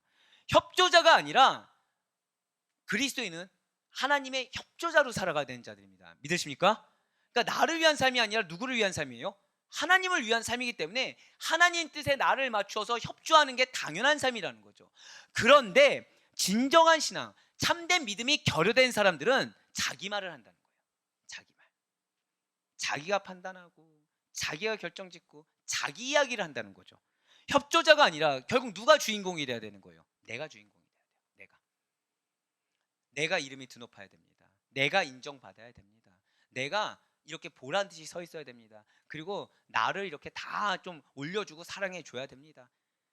스스로의 만족함을 위한 언행과 그러한 삶을 살아가면서 뭐가 문제인지 모른다는 거예요. 뭐가? 입술로 뭐라 얘기해요? 난 교회를 사랑해. 난 하나님을 사랑해. 그런데 지금 누가 주인공이라고요? 내가 주인공이라는 거예요. 내가. 결국 참된 신앙의 소유자가 아닌, 저 따라 고백하실게요. 영적 기만자. 그렇습니다. 영적 기만자로 살아가면서 스스로의 상태를 모른 척한 채, 이 영적 기만자의 특징은 뭐냐? 남탓만 하는 거죠. 남탓만. 그래야 결국에는 하나님의 적대자가 되어 버린다는 것입니다. 반드시 기억하시길 바라요. 여러분과 저의 신앙이 진정한 신앙, 참된 신앙이 아니라고 한다면 1%라도 우리에게 불순물이 섞여 있다고 한다면 이것을 모른 채 한다. 그러면 그것은 누룩이 되어서 결국에 우리는 하나님의 적대자의 입장에 서게 된다는 사실을 반드시 기억하시길 바랍니다. 그래서 이 전 메시지가 뭐예요? 회개의 은혜라는 거예요. 회개의 은혜. 하나님은 사랑하는 우리들이 당신의 적대자가 되는 걸 싫어하신다는 거죠. 그런데 우리 안에 있는 그 1%의 누룩들이 얼마나 무서운 존재인지 아시기 때문에 우리에게 은혜를 주신다는 거예요. 어떤 은혜요? 회개의 은혜를 주신다는 거죠. 한번 출애굽기 14장 5절과 8절 말씀 보시길 바라요. 그 백성이 도망한 사실이 애굽 왕에게 알려짐에 바로와 그의 신하들이 그 백성에 대하여 마음이 변하여 이르되 우리가 어찌 이같이 하여 이스라엘을 우리를 섬김에서 놓아보내었는가 하고 여호와께서 애굽 왕 바로의 마음을 완악하게 하셨으므로 그가 이스라엘 자손의 뒤를 따르니 이스라엘 자손이 담대히 나갔습니다. 아멘. 지금 바로 왕은 여전히 말씀이 있었음에도 불구하고, 하나님이 당신의 백성이라고 하는 말씀이 있었음에도 불구하고 이스라엘을 자기 수하에 놓고 다시 소유하려는, 저 따라 고백하실게요, 집념에 사로잡혔다는 거예요. 이 탐심이 의지를 가지면 뭔지 아십니까? 집념이에요. 집념. 바로왕은 자신의 잘못을 깨닫지 못했습니다. 아니, 인정하지 않았어요. 동일하게 하나님의 능력도 하나님의 주권도 인정하지 않았습니다. 오히려 지금 거대한 노동력의 손실을 안타까워했다는 거예요. 이러한 바로왕의 무지하고도 맹목적인 탐심, 탐욕과 그러한 집념은 이미 경험한 하나님의 이적까지도 부정하고 스스로를 파멸의 구렁텅이에 빠져들게 만들었다는 것이죠. 우리로 하여금 그동안 우리에게 베풀어주신 하나님의 은혜, 하나님의 기적도 아예 모르고 그 가운데 오히려 나 스스로를 계속 파멸해 죄악의 구렁텅이에 빠지게 하는 것이 무엇이라고요? 우리 안에 있는 탐심, 탐욕에 더해서 그것을 의지로 발현하는, 저 따라 고백하실게요, 악한 집념. 악한 집념이라는 거예요. 이 악한 집념이 악한지 선한지 우리가 분별할 수 있습니까? 없습니까? 전혀 할 수가 없습니다. 100%이 집념은 의지의 표현이라고만 생각할 뿐이라는 거예요. 뭐 하지 않으면, 저 따라 고백하실게요, 자기 부인 하지만 안 돼요. 자기 부인하지 않으면 이 집념이 얼마나 악하여 나를 좀먹는지를 알 수가 없다는 거죠. 그렇습니다. 하나님께서는 언약의 대상인 이스라엘에 대한 이 바로의 악의적인 집념을 끊어놓기 위해서 바로의 파멸을 예정하신 것입니다. 열재앙을 통해서도 하나님 앞에 무릎을 꿇지 않는 이 바로의 교만함과 완악함, 그리고 이스라엘에 대한 탐심이 가득한 이 집념은 결국 하나님이 붙여주신 그 자신의 백성들의 영혼들을 홍해바다에 수장시켜버렸어요. 사랑하는 여러분들, 반드시 기억하시길 바라요. 우리는 능히 사람을 살리기도 하고 능히 사람을 죽이기도 할 수 있는 존재들입니다. 믿으십니까? 우리가 예수 그리스도 안에서 자기를 부인하잖아요. 그럼 우리는 영혼을 살립니다. 근데 우리가 예수 그리스도 안에서 자기를 부인하지 않고 내가 어떤 영적 상태인지 분별하지 못한 상태로 내가 악의적인 집념을 가지고 이 탐심을 인정하지 않잖아요. 이 바로왕처럼 영혼을 죽여버리는 것입니다. 사랑하는 성도 여러분들, 우리는 이 바로왕의 집념을 간과해서는 안 돼요. 역사상 이 애굽 왕조의 역사상 손에 꼽을 정도로 악하고 교만한 왕이라고 일컬음을 받는데 이 사람이 성격이 원래 그랬나 보다고 생각해서는 안 된다는 거죠. 하나님을 대적했기 때문입니다. 하나님을 기만했기 때문이에요. 하나님을 향한 집념이 아니라 악의적인 자신의 탐심을 향한 집념이 있었기 때문이라는 거죠. 바로의 집념이 무엇입니까? 하나님의 뜻을 거역하는 거였어요. 세상적인 소욕에 집착하는 것이었습니다. 악을 추구하는 집념이었어요. 그리고 그것은 성도를 타락시키려고 하는 사탄의 집념이기도 하다는 거죠. 회개의 은혜를 왜 저버려요? 집념이 있기 때문이에요. 근데 그것이 누가 준 집념이요? 사탄이 준 집념이라는 거죠. 그러한 집념은 필연적으로 하나님의 징계와 자신 스스로의 파멸을 초래하게 만드는 것입니다. 그러니까 누가 만드는 거예요? 스스로가. 회개의 은혜를 저버렸더니 회개의 은혜를 왜 저버려요? 계속 기만하는 거죠. 계속 기만하는 거예요. 계속. 문제가 문제인지 모르고 뭐에 집중해야 될지도 모르고 계속 자기 얘기, 자기 행동만 하면서 하나님을 기만하는 겁니다. 그런데 그 안에 뭐가 있었다고요? 악의적인 집념, 탐욕. 이거는 내가 갖춰야지. 이건 원래 내 거야. 내가 이 정도는 존중받아야 돼. 이런 집념. 이 집념이 자기를 파멸의 길로 계속 몰아간다는 거예요. 분명 10번째 재앙으로 애굽의 모든 초태생이 죽었습니다. 다 기억하고 계시죠? 그때 아멘호텝의 2세의 장자도 죽었어요. 진노의 그릇인 바로왕은 하나님을 대적하는 그 악함이 극에 달하여서 장자 재앙을 당하게 되고 그 재앙 안에서만큼은 자신의 아들도 비껴가지 못했다는 거예요. 자신의 아들 결국 누가 죽인 것입니까? 자신의 고집이에요. 자신의 집념이에요. 그러니까 내 사랑하는 자녀를 내가 죽인 거예요. 근데 인정을 안 하니까 누가지 죽게 했어요? 백성들까지 홍해바다에 수장시켜버린 거죠. 공동체 하나를 몰살시켜버린 겁니다. 이와 동일하게 우리의 가정을, 우리의 직장을, 우리의 교회를 무너뜨리려는 사탄의 악한 집념이 있음을 기억하시길 바랍니다. 그 집념으로부터 벗어나는 거요, 죄송하지만 결코 쉬운 일이 아니에요. 깨닫는 것부터 결단하는 거, 행하는 거 모두 다 어지간한 신앙의 결단으로 될 수 있는 일이 아니라는 거죠. 제가 아델포이 교회에 담임이 되고 나서 제일 많이 듣는 말이 뭔지 아십니까? 독하다예요. 가족조차도 독하다고 이야기를 합니다. 근데 제가 왜 그렇게 할까요? 이유는 왜냐면 저에게 틈이 있잖아요. 그럼 여러분들은 제 말씀에 100% 신뢰하지 않습니다. 이게 아니요 목사님 그래도 좀 쉬셔야죠. 지금은 말씀 그렇게 하시죠. 사람이 그 쉼이 되잖아요.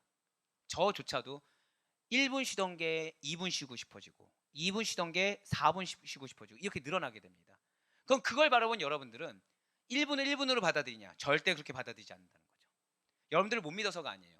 사탄이 그걸 공격한다는 거예요. 1분 쉬는 거 보고서 이전과 다른 1분의 차이를 발견하십니다. 그러면서 어떻게 돼요? 여기서 조금이라도 섭섭함이나 실망이 들어가면 우리 목사님 변했어. 1분 차이가. 그렇게 된다는 거예요. 여러분들이 악해서가 아닙니다. 우리 교회는 주님의 몸된 교회입니다. 믿으십니까? 지금 수많은 훌륭한 교회들이 많지만 한 가지 뿌듯한 거는 그래도 금식하는 목회자 찾기 힘들고 그래도 말씀을 지금 이렇게 미친 듯이 하는 여러 명의 사역자 중에 끝말에라도 들어갈 수 있다는 사실에 감사하고 있어요. 근데 이 견고함이 깨지는 거예요. 견고함이.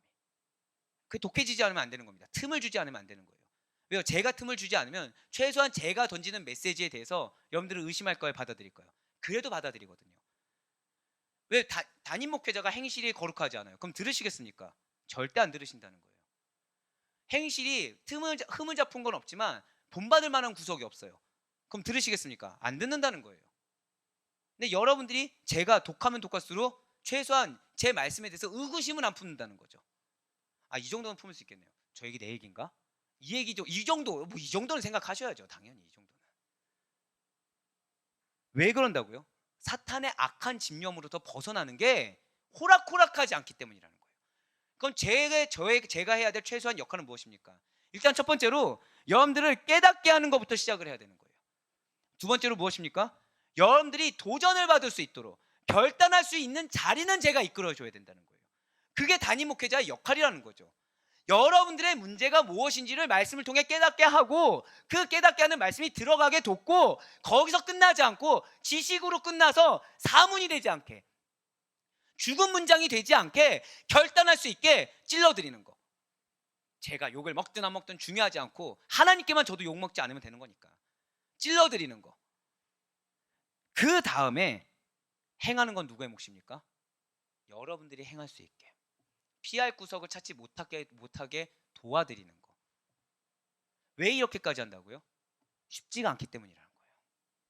어려운 일이 당연합니다. 하지만 지금 2, 3일 동안 하나님이 계속 말씀하신 것이 무엇이죠?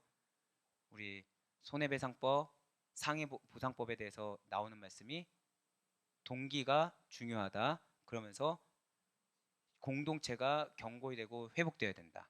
그런데 이것이 어려운 거라 말씀드렸어요. 그러면서 어렵지만 저 따라 고백하실게요. 불가능한 것은 아닙니다. 맞아요. 불가능한 거 아니라는 거예요. 어려워요. 당연히 어렵죠. 사탄이 쉽습니까? 어려워요. 어려워요. 여러분들 다 경험해 보셨잖아요. 얼마나 많이 우리 넘어져 봤습니까? 그런데 여기서 은혜는 뭔지 아십니까? 이 중에 지옥 갔다 오신 분 계시나요? 한 명도 없다는 거예요. 자, 영혼이 실족하면 어떻게 되죠? 영혼이 실족했다는 거 뭐예요? 믿음이 있다는 거예요? 없다는 거예요? 없잖아요. 믿음 없는 자 천국 갑니까? 못 갑니까? 못 가잖아요. 그쵸? 근데 우리 육이 당했나요? 우리 지옥 갔나요? 안 갔잖아요. 할렐루야. 이게 은혜라는 거예요. 이게 은혜라는 거예요. 이게 지금 기회를 부여받고 있다는 거. 이게 은혜라는 거죠. 하나님은 여러분들이 사탄의 악한 진념에 쓰러지는 걸 절대 원하지 아니하십니다. 그래서 어렵게는 하세요. 왜 어렵게 하실까요? 왜 우리 그런 말 있죠. 쉽게 쌓은 건 쉽게 무너지고 어렵게 쌓은 거는 잘 무너지지 않는다. 알고 계시잖아요. 바로 그거예요. 바로 은혜를 결단한 거 행하는 것을 어렵게 하면 할수록 절대 그건 놓치지 않습니다. 여러분들 아시다시피 저는 아침마다 새벽마다 기도를 합니다. 그리고 이제 몇몇 분들한테 이제 저희 교회 성도님들한테 이제 전부 다 뿌리게 될 텐데 지금 십몇 년 동안 아침 말씀을 보내드려요. 말씀을 내려놓고 싶습니다. 솔직히 정말 힘들어요. 정말 힘들어요. 아시다시피 저는 일주일에 13편을 준비합니다. 말씀을 정말 힘들어요. 원래 계획은 담임 목사가 되면은 이 5편의 설교는 안 하려고 그랬어요. 그만둘 수가 없는 겁니다. 어렵사리 10년을 쌓아오고 나니까 못 내려놓겠는 거예요. 그 이유가 솔직히 말씀드리면 사실은 이제 이전 교회 몇몇 분들한테 제가 담임 목회가 되어서 이제 못 보내드리겠습니다. 먼저 보냈어요. 피드백이 오는데 제가 하나님이 저를 통해서 이 말씀의 사역을 한 거를 제가 너무 간과했던 거죠. 그 중에는 저 멀리 해외에 가서 이민을 갔더라고요. 근데 제 말씀으로 예배를 드린 친구도 있었고 그 중에는 제 말씀을 통해 어머니한테 보내줘서 어머니가 구원받은 친구도 있었고 그 중에는 죄송해요. 지금 현재 교회에서 은혜를 못 받는데 이 말씀을 통해서 은혜를 받고 그 은혜 받은 걸로 교회를 섬기는 친구들도 있었던 거예요. 청년부 대학부에서. 내가 너무 이 하나님의 사역을 내가 간과했구나. 내려놓을 수 있습니까? 없습니까? 한 명이라도 은혜 받으면 내려놓지 말아야 되는 게 목회자의 사명이거든요. 그러니까 못 내려놓는 거예요. 내가 좀 몇 시간 잠 못 자고 힘들다고 해도 못 내려놓는 겁니다. 왜요? 다시 한 번 더 고백하실게요. 어렵게 쌓은 것 맞아요. 어렵게 쌓은 것이기 때문에 못 내려오는 것입니다. 사랑하는 여러분들, 여러분들의 신앙의 결단을 하고 행하고 변화하고 부인되는 거 어렵습니다. 근데 그것은 하나님이 어렵게 만드셨어요. 왜요? 그래야 결단한 것을 내려놓지 않기 때문이에요. 그래야 어렵게 행한 것을 다시 이전으로 돌아가지 않을 수가 있기 때문이라는 것이죠. 그러니 내 삶이 어려운 것을 항변하지 마시기 바랍니다. 이후에 더 높은 가치를 주기 위함이고, 이 어렵게 쌓아 올린 이 삶의 영역은 내 인생에 다시는 무너질 일이 없기 때문에 그래서 어렵게 쌓아 올린 거구나. 지금 어려운 상황에 처하게 하신 거구나. 혹시 사랑하는 배우자의 관계 어려움이 있습니까? 사랑하는 자녀의 관계 어려움이 있습니까? 물질의 어려움이 있습니까? 육신의 건강의 어려움이 있습니까? 반드시 기억하시고 믿으시길 바래요. 그 영역만큼은 여러분들이 믿음으로 결단하고 행하여 자기 부인해서 신뢰하고 하나님을 믿고 나아갔을 때 절대 여러분들 인생의 실족의 대상이 되지 않을 수가 있다는 사실입니다. 그 사실을 믿으셔야 돼요. 그 사실에 대해서 흔들리지 마셔야 된다는 거죠. 맞아요. 불가능하지 않게 하셨습니다. 어렵지만 불가능하지 않게 하셨어요. 사단은 그러면은 어떻게 말할까요? 불가능하다고 하는 거예요. 정확히는 처음부터 불가능하다고 하지 않습니다. 어려워. 작은 거부터 해. 어떻게 사람이 한 번에 변해? 작은 것부터 행하다 보면은 변할 수 있어. 타협안을 주는 거죠. 하나님은 자기 부인하라고 했어요. 믿으십니까? 자기 부인이 스텝 바이 스텝인가요? 단번인가요? 사실 단번이에요. 내 영역 자체를 다 버려야 되는 거예요. 근데 우리가 대다수가 뭘 여겨요? 사람은 그럴 수 없다고 여겨버리는 거예요. 여러분들 사람이니까 천국 백성입니까? 천국 백성이 우리의 본질인 줄 믿으시길 바랍니다. 내가 사람인데라고 하는 순간 난 땅의 것이 돼버려요. 우린 천국 백성입니다. 천국 백성은 하나님이 말씀하신 대로 행하는 자들이에요. 하나님의 말씀이 뭐였어요? 누구든지 나를 따르거든 자기를 부인하고 자기 십자가를 지고 나를 따를 것이니라. 여기서 예수님이 나를 따르면서 하나 둘씩 부인해라고 얘기하지 않으셨습니다. 나를 따르면서 십자가를 1g에서 1kg씩 이렇게 늘려가라고 얘기하지 않으셨어요? 어렵지만 불가능한 것이 아니라고 하셨어요. 따를 수 있는 계제의 것이라고 하셨어요. 그러니 100% 하나님께 신뢰하셔야 돼요. 거듭 말씀드립니다. 집념으로서 벗어나는 것, 즉 깨닫는 것부터 결단하는 거, 행하는 거 어렵습니다. 어려운 걸 이상하게 여기지 마세요. 하지만 불가능한 것이 아니다라는 사실을 믿는 믿음이 여러분과 저희 믿음이 되길 소망합니다. 왜요? 여러분과 저에게는 예수 그리스도께서 계십니다. 자기를 부인하고 오직 그분만을 믿고 따르는 믿음이 여러분과 저로 하여금 승리하게 하신다는 사실을 믿으시길 바랍니다.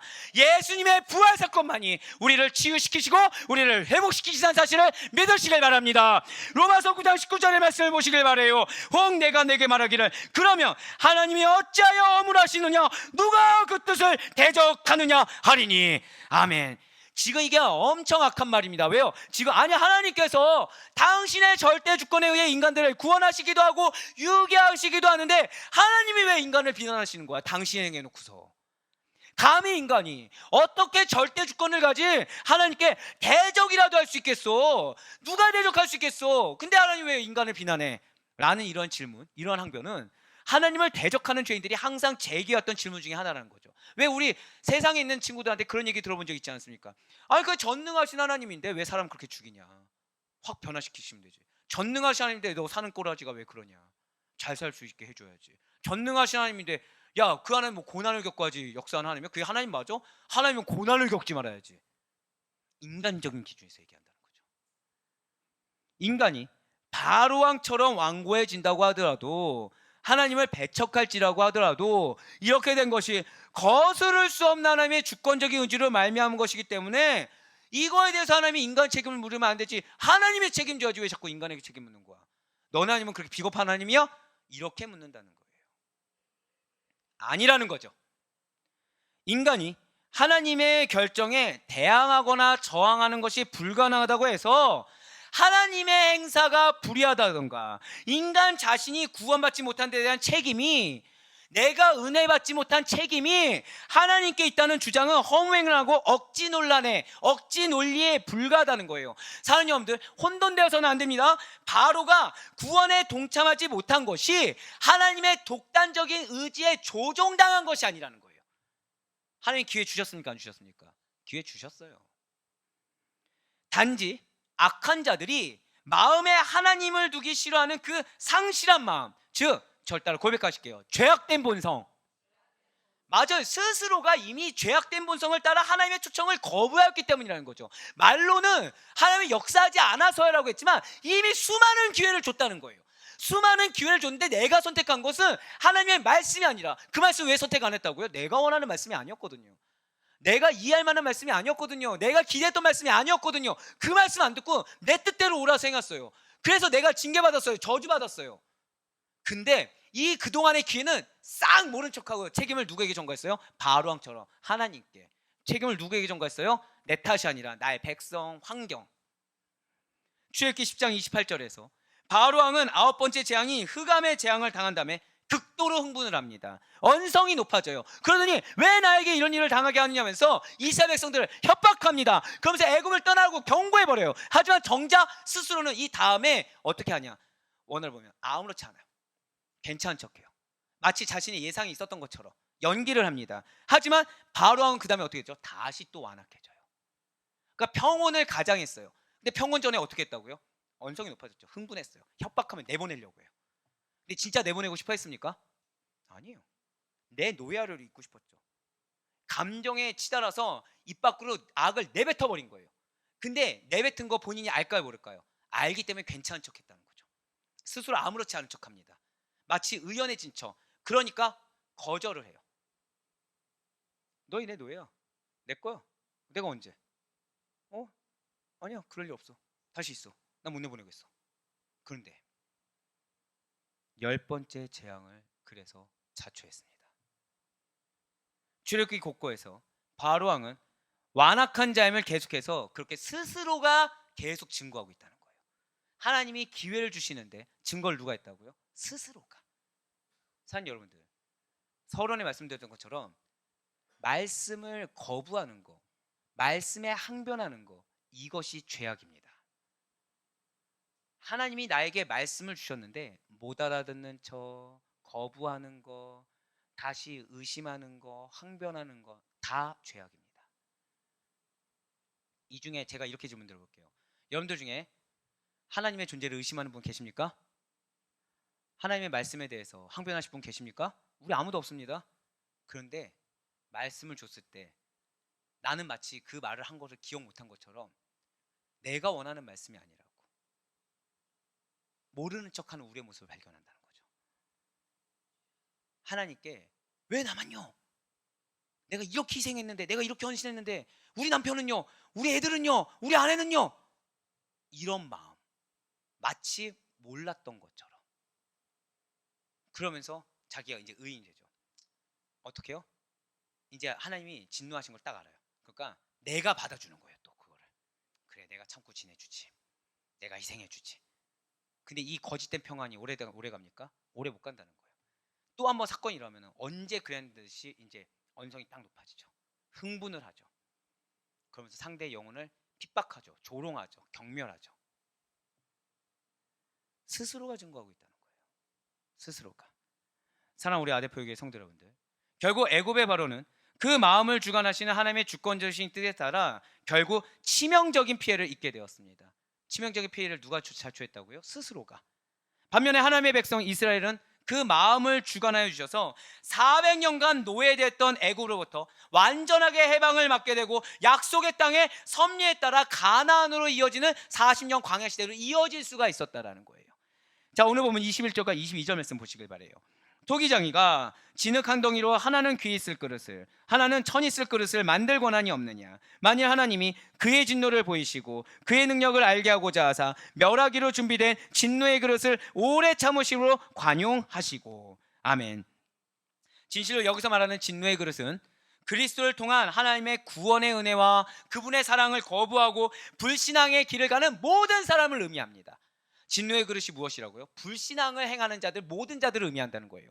진실로 하나님께서는 멸하기로 준비된 진노의 그릇인 이 바로왕, 그의 마음을 주관하여 주셔서 그가 파멸로 가도록 주관하신 게 무엇이라고요? 절대 고백하실게요. 내버려 두셨다.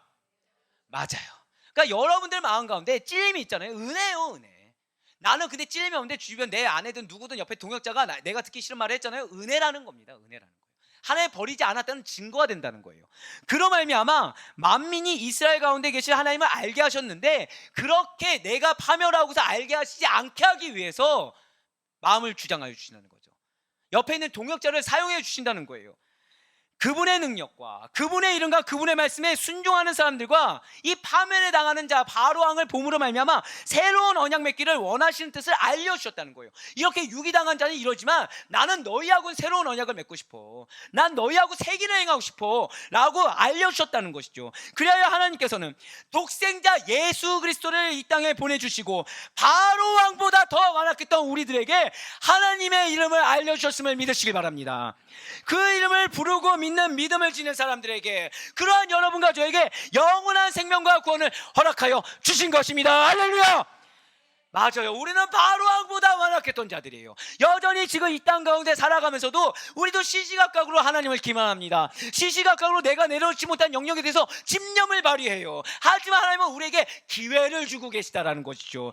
하지만 여전히 주님의 이름을 모릅니다. 여전히 그분을 믿지 않는 자들이 있다는 거예요. 그런데 이렇게 예수 그리스도를 모르고 믿지 않으며 안다고 하면서 그를 따르지 않는 거, 이게 죄라는 거죠. 내가 예수 그리스도를 알고 말씀을 안다고 하면서 말씀이 주어졌는데 따르지 않는 거, 이게 죄라는 거예요. 겨우 기껏 구원해 놨는데 다시 악한 생각으로, 다시 악한 옛모습으로, 마치 누구처럼요? 갈라디아 교회 성도들처럼 율법주의로 다시 돌아가는 거, 그게 죄라는 것입니다. 그럼에도 불구하고 하나님께서는 오래 참아주세요. 왜이겠습니까? 지금 이 순간에도 죄를 깨닫고 회개하여 구원에 참여하기를 바라시기 때문인 것입니다. 과연 하나님의 인내가, 그분의 관용이 언제까지일 거라고 생각하십니까? 언제까지고 계속되는 것이 아니란 사실을 꼭 기억하시길 바랍니다. 절대 고백하실게요. 지금이 기회입니다. 이거 놓치시면 안 돼요. 이거 놓치시면 안 됩니다. 아마 아신 분은 아시겠지만 저는 항상 낭떠러지에 서 있는 기분으로 사역을 합니다. 오늘이 마지막이 될 수도 있다는 마음으로 설교를 준비합니다. 왜요? 목회의 주권은 누구에게 있죠? 하나님께 있기 때문이라는 거예요. 뭐 내일 전하면 되지, 이게 나태함이에요. 이게 죄고, 내일 기도하면 되지. 오늘의 시간이 흘러간 순간, 이 시간에 하며 주시고자 하는 메시지, 이 시간에 주시고자 하는 그 성령의 충만한 내주하신 은혜는 지금 아니면 못 받는 거거든요. 더불어서 찔리는 메시지도 주십니다. 뭐 아내를 통해서든 누굴 통해서든 찔린 메시지를 주시죠. 그 순간 그걸 안 듣는 거, 이 시간 지나가면 끝나는 거예요. 그 순간에 들면 주실 은혜가 있는데 그 순간에 안 들으면 이거는 나에게는 죄된 시간으로 남는 거거든요. 이 죄된 시간 뭘로 해결하겠습니까? 이미 지나갔는데. 지금이 기회인 줄 믿으시길 바랍니다. 이 기회를 놓치지 마시길 바라요. 하나님께서는 오래 참으심에도 불구하고 당신의 인내와 관용을 멸시하고 회개하지 않으며 계속 모른 척 계속 인간적인 이유로 항변하면서 죄악을 저지르는 자들을 반드시 심판하심을 기억하시길 바랍니다. 우리는 그래서는 안 된다는 거예요. 우리들은 언제 어느 상황 어디에서도 자기를 부인함으로 죄악을 멀리하고 두렵고 떨리는 마음으로 구원을 이루어가야 한다라는 것이죠. 우리의 심령이 말씀에 순종하는 것에 익숙해져야 되는 것이지, 죄에 익숙해져서 완악한 상태가 되지 않도록, 마지막 절 따라 고백하실게요. 회개의 은혜, 회개의 생활아. 아멘. 회개의 은혜에 감사함으로 회개의 생활화를 이루며 나아갈 수 있는 여러분과 제가 되길 간절히 소망합니다. 바로 왕보다 완악한 자가 바로 우리였음을 인정하시면서 그 예전 모습을 기억하시길 바라요. 여기서 어리석게 나는 못된 생각으로 그런 적이 없습니다. 아니에요. 우리는 기만하던 자라는 거죠. 지금 이 순간에도, 오늘 아침에도 하나님을 기만함으로 괜찮은 척, 거룩한 척 했던 자들이 우리라는 거예요. 그럼에도 불구하고 내 안에 있는 탐심에 대한 집념이 있음에도 불구하고 하나님은 지금 이 순간 오래 참으시다 회개의 기회를 주고 계심을 들으시길 바라겠습니다. 맞아요. 지금 우리 기도회는 은혜 시간입니다. 우리가 바로왕보다 완악한 자였음에도 불구하고 기회를 주시는 은혜 시간이에요. 바로왕의 완악함이 우리가 주님을 믿고 따르기 전, 아니 믿는다고 하면서 기만해서 못 박는 그런 모습이었습니다.